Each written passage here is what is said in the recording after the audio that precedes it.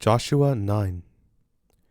When all the kings who were beyond the Jordan, in the hill country, and in the lowland, and on all the shore of the great sea in front of Lebanon, the Hittites, the Amorites, the Canaanites, the Perizzites, the Hivites, and the Jebusites, heard of it, they gathered themselves together to fight with Joshua and with Israel, with one accord.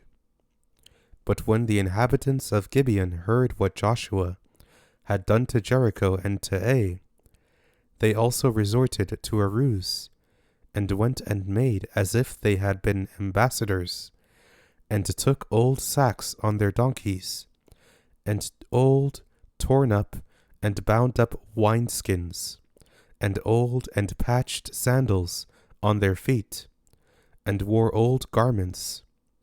All the bread of their food supply was dry and moldy. They went to Joshua at the camp at Gilgal, and said to him and to the men of Israel, "We have come from a far country. Now therefore make a covenant with us." The men of Israel said to the Hivites, "What if you live among us? How could we make a covenant with you?" They said to Joshua, "We are your servants." Joshua said to them, "Who are you? Where do you come from?" They said to him, "Your servants have come from a very far country, because of the name of Yahweh your God.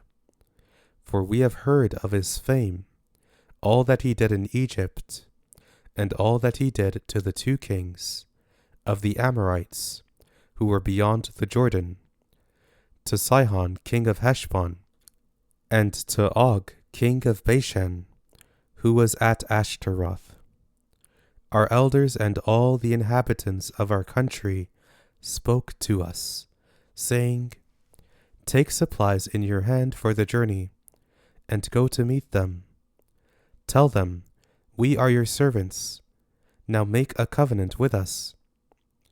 This our bread we took hot for our supplies out of our houses on the day we went out to go to you. But now, behold, it is dry and has become moldy. These wineskins, which we filled, were new, and behold, they are torn. These our garments and our sandals have become old because of the very long journey.' The men sampled their provisions, and didn't ask counsel from Yahweh's mouth. Joshua made peace with them, and made a covenant with them, to let them live. The princes of the congregation swore to them. At the end of 3 days after they had made a covenant with them, they heard that they were their neighbors, and that they lived among them. The children of Israel traveled and came to their cities on the 3rd day. Now their cities were Gibeon, Chephirah, Beeroth, and Kiriath Jearim. The children of Israel didn't strike them, because the princes of the congregation had sworn to them by Yahweh, the God of Israel. All the congregation murmured against the princes, but all the princes said to all the congregation, "We have sworn to them by Yahweh, the God of Israel. Now therefore we may not touch them. We will do this to them, and let them live, lest wrath be on us, because of the oath which we swore to them." The princes said to them, "Let them live." So they became woodcutters and drawers of water for all the congregation, as the princes had spoken to them.